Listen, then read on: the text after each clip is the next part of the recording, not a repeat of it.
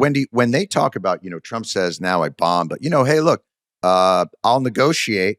What does that even look like? And who would he even talk to at this point? And what could they cede other than just utter supplication, which, as Christiane said earlier, no country will allow itself to be in that position.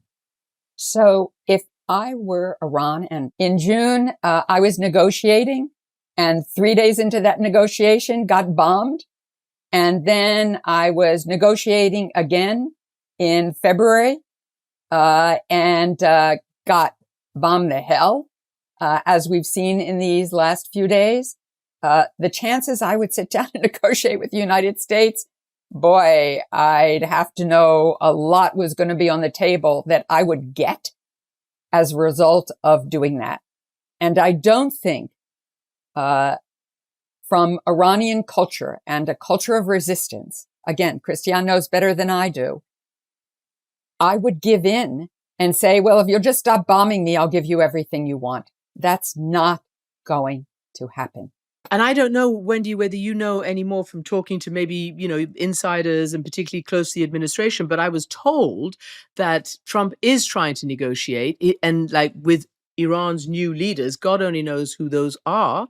But we've heard that Larijani has said there will be no negotiations under bombs.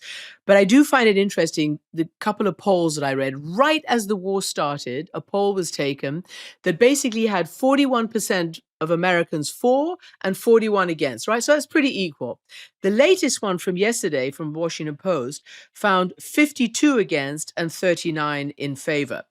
And you've seen all the officials, the major cabinet officials, including the president of the United States, sort of struggling with their messaging. And MAGA very upset. And, certainly can you imagine it's Tucker Carlson who's the only one who's actually tried to tell Trump the negative fallout of a possible war with Iran. The rest of them just off they went into it. It's what's launched him into frontrunner status for 2028. Yeah, but I wonder what's going to play out internally in the politics of the U.S. I don't know. And also in the context of Americans, look, we love us a good new war. And a lot of times, if you remember, H.W. Bush, when he started bombing the Middle East, his stuff would go up to 90%. Yes. Like generally, Americans rally around the president and the flag during these times. So to start out with even 50-50 about going into a place like that is shocking for these types of operations.